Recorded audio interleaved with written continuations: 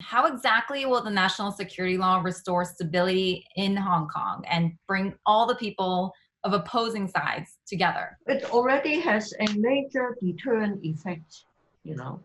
A lot of the chief activists in last year's turmoil, those, particularly those who were promoting Hong Kong independence or self-determination, some have fled Hong Kong already. Senior political figure who was active in supporting these young people, Mrs. Anson Chan, she had washed her hands, retired from politics, And our city has become more peaceful. Even some restaurant workers told me that they feel the overall environment has improved.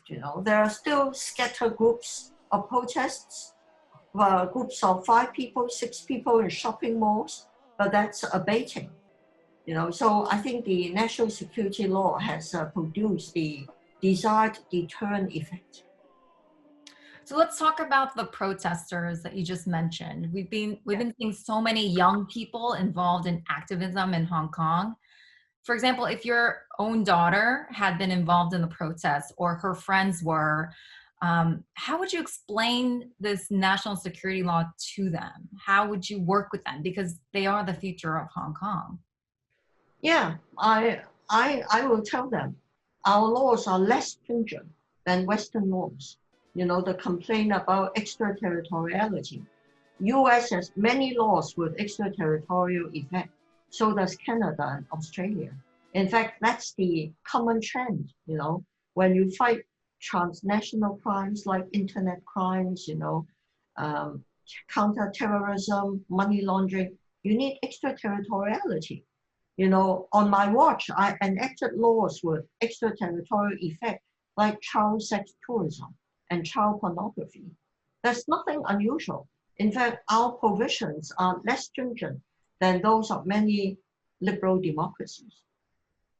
Well, some of the biggest concerns and criticisms over this law and its application has been that it's ambiguous with broad provisions and enforcement, and it could be applied arbitrarily. So as someone who's born and raised in Hong Kong, do you have sympathy for these concerns about the law? I'll be happy to discuss their concerns with them in detail. You have to look at the law in detail. The definitions are actually pretty clear. They are less broad than, say, some of the provisions in the recent President Trump's executive order on Hong Kong normalization. That executive order has provisions which are very broad.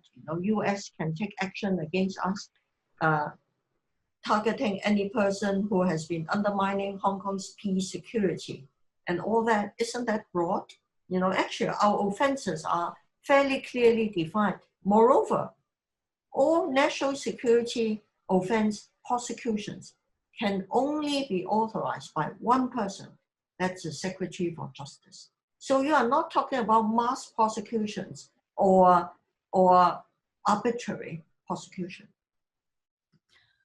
So going forward, you've been in politics for so long. You were born and raised in Hong Kong. What do you envision for the city, and how will trust be restored between the government and the people? What kind of a Hong Kong do you envision? I think our government really needs to take swift and decisive action to implement reform across the board. You mentioned the fact that so many young people are on the streets. Now, why were they on the street? They want change. And we do need change to reinvent Hong Kong. We are losing competitiveness in many areas, which means our young people have less room for upward mobility than people of my generation. I grew up during Hong Kong's high growth area. We moved up fast. We benefited from our stability and prosperity. But our successive Hong Kong administrations had dragged their feet in dealing with many deep-rooted problems like land and housing shortage, inequality, upward mobility for young people, a lot of problems with our education, retirement protection. Our government has not been taking sufficiently decisive action And also there are political issues that need to be addressed. So I think our government must be bold and daring and take decisive action. So I spoke to lawmaker Tanya Chen 2 weeks ago. I'm going to play you a video of her. So if you could just take a look, I'm going to share my screen. My book is being pulled down in the public library. So it's just a book that I published 6 years ago. And now the public cannot access this book because this book is now under review due to the new law. So what is the extent of this effect of this law? Are they going to affect the libraries in schools? Are they going to affect the publisher, the bookstores? All these things will not only affect our freedom of movement or freedom of assembly, it will also affect our freedom of speech, our freedom of expression. All these things will be severely affected. And this is the core value of Hong Kong. So there, Tanya Chen says the core values of Hong Kong will be affected. If you were in the same room with her, how would you respond to what she just said there? Well, her books and mine are available in the Legislative Council's library. They are available in all bookstores. The government, I believe, is just taking preliminary action to review certain publications to see if they fall foul of the new law, you know. That doesn't affect access by the public to these books at other venues. Certainly, they are available in the Legislative Council's library, which functions fairly independently, in fact, completely independently. As for the freedom of rights and freedoms, I think there has been widespread misunderstanding in Hong Kong that rights and freedoms are absolute. They are not absolute. They could be subject to restrictions as prescribed by the law, you know. In Western democracies, there are lots of laws that affect rights and freedoms, and this is allowed under international covenants. So as a pro-Beijing lawmaker, I think I'd be curious because I've been talking to pro-democracy lawmakers and some activists. At what point in your life did you feel that you believe in Beijing? As somebody who was born and raised in Hong Kong, can you talk about when you became pro-Beijing, whether you always were, and why? You see, pro-Beijing and pro-democracy are just media shorthand. They don't really do justice to who we are and what we stand for. That's overgeneralization. The fact that I support my country doesn't mean that I don't support rights and freedoms or that I am not pro-Hong Kong. So I think these questions are based on oversimplified false premise. Now, I have worked with mainland Chinese officials before 1997 as Director General Industry and as Director Immigration. I have no problem working with them. I find them to be entirely reasonable and fair-minded individuals. Maybe because I deal with higher level officials, they were well-educated and intelligent. I have no problem getting on with them. I don't think we should pitch China, mainland China, against Hong Kong. That is not in the interest of Hong Kong. If you were a Hong Konger, if you are a Hong Kong resident, and you are part of China, you can't change the geography, you can't change the history. Why should you look toward your sovereign country as something that is against your interest? That doesn't make sense. So the protesters, when they were out last year, before COVID, up until before COVID, you feel their frustration. I'm sure you can see on the ground too. You felt it. You even talked about it earlier. Yeah. So then what do you need? What do Hong Kongers need now? You're saying that they don't understand. You're saying that you've worked with Chinese officials before and you feel that they are reasonable. Yes. So how do you kind of merge the two so that they can work together? I fully sympathize with the frustration of our young people. They can't buy homes. The starting wages for undergrads have not improved since 1997. They might find the best jobs being taken up by mainland talents. I understand all that frustration. but nothing justifies the sort of violence we saw last year, storming the Legislative Council, defacing national symbols, taking over the campuses of Chinese U and Polytech University, burning down pedestrian footbridges, setting people on fire. Nothing justifies that.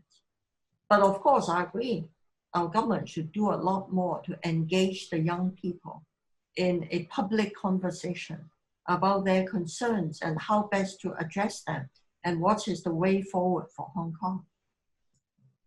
So I also spoke to Nathan Law in the same interview with Tanya Chen. So let me play his clip. Authority now has the sweeping power to, well, basically do whatever they want, prosecute whoever they want, as long as they have the political willingness. We see some of the defendants on the first arrests that they are only in possession of stickers or flags that have the slogans on, and they are already being arrested. So it's a clear demonstration of how the law will breach our freedom of speech. And for now, I think every political activist in Hong Kong are exposed to dangers of being arrested or even face like sentencing for more than 10 years of imprisonment. So for now, it's definitely, like some may say, that it's definitely the end of one country, two systems. And I think this is a fair judgment. How would you respond to what Nathan just said? I think what he said is overstated and factually incorrect. You know, the 1st July unauthorized demonstrations, 10 were arrested in connection with possible national security offenses. Only 1 had been charged. Whether that person will be convicted will be a matter for the courts. There are many hurdles before anyone can be convicted under the new national security law. So it is totally untrue that Hong Kong people will be stripped of their freedom of expression, assembly, whatever, you know. Moreover, Hong Kong's past success and success under one country, two systems is not based just on rights and freedoms. There are other very important public virtues that we should protect, like rational discussions, moderation, toleration, the ability to deal with complex issues, not just pithy slogans, you know. Young people like Nathan, all he has been doing is just sloganeering, you know. I mean, all his claims, if they are examined under a microscope, cannot stand up to reason. So what do you think Nathan should do now, for example, somebody who was so involved and feels like he can't even stay in Hong Kong, his home? He has never been charged under national security law. He left on his own accord, and I believe he's now in UK. I feel sorry for him. You know, he's a young person. Why should he leave his hometown? What would he do with himself the rest of his life? He would end up like Wang Dan, used by Western politicians, you know, used as a pawn by Western countries. You know, I feel sorry for him. He won't learn anything real, you know. He won't have a real life. He'll be used by others to defame China or to badmouth Hong Kong. So back in 2003, you tried to pass the national security legislation when you were part of the government back then, and protests erupted. You and your family faced backlash. Can you describe why you tried to do it back in 2003 and what happened? It was not my personal project, I must stress. I was executing, trying to help Hong Kong to fulfill our constitutional duty under Article 23 of the Basic Law, which says Hong Kong shall, on its own, legislate to prohibit 7 national security offenses, of which 3 are already on our statute books. You know, when I examined the Basic Law with Lord Irvine, the Lord Chancellor of UK, in the fall of 2002, we look at the word shall, and he agreed it's mandatory. It's a constitutional duty. I remember his words clearly. It's a matter of when and how you do it, not whether or not you do it. So I was doing my duty. It wasn't a personal project. I don't think people should personalize it. Do you feel that it's different this time around? I think we reached a tipping point in the implementation of one country, two systems. we need to make sure it's back on the right track. That is, we need to help Hong Kong people, including young people like Nathan or Joshua, understand that our separate systems were given to us on the basis that we don't undermine the country. We protect the country's security, sovereignty, developmental interests. These are not empty words. We are 7.4 million people versus 1.4 billion. It's unrealistic to talk about democratic self-determination or independence or to stoke localism to turn the young people against our nation. That doesn't make sense. That won't work in the long term. I think we need to address the many problems we have faced in the implementation of one country, two systems, and deal with them so that we can continue to carry forward, as provided under the basic law. You said the law won't erode Hong Kong's status as a financial hub globally. Is that still, do you still believe that? I think we have very strong foundations, but of course I won't rule out, some Western powers led by the US, such as already announced in the President's executive order on Hong Kong normalization, to take some measures which could restrict, which could, undermine our position as an international financial center in some way, But I think we simply have to work hard to strengthen our strengths to overcome these challenges. So do you think Hong Kong's reputation will suffer as the city finds itself kind of squeezed between two major world powers, the US and China? This is a new situation. The story of Hong Kong can never be separated from the story of China. We were born out of the Sino-British Opium Wars, and we grew very fast when China was closed. We monopolized the intermediary functions. Now that China is open, I think we need to reinvent our role. Now that China is likely to be locked in a geopolitical struggle with the US for maybe at least 2 decades. Again, we need to reinvent ourselves, redefine our role, and maintain our unique characteristics, which are our strong rule of law, our common law system must be protected, and our international status and international connections. Okay, I have the last question, so I won't keep it too long. But for the everyday Hong Konger today, living in Hong Kong still, haven't left Hong Kong, what, in your opinion, do you think is the biggest change that would happen now that this new security law is in place? For the great majority, no change whatsoever. Most people are not worried. People outside look on Hong Kong with some worries about the uncertainty. That's understandable. But inside, people are far more worried about COVID and the economic downturn than the impact of the new national security law. Is there anything else I didn't ask you that you would like to talk about? Because are you okay? Do you want to? Becoming dry. Yeah. Yeah, please. Don't worry, I tested negative. Oh, good. You got a test? I got one too. It came back negative, thank goodness. Please stay safe. I tested negative a week ago. Okay. Yeah. Have you been traveling? Traveling a lot, or have you been traveling? No, nobody's traveling. Yeah. And we are in a very difficult patch because I'm supposed to be campaigning for re-election. Thank you very much for your time. I really appreciate it. Thank you.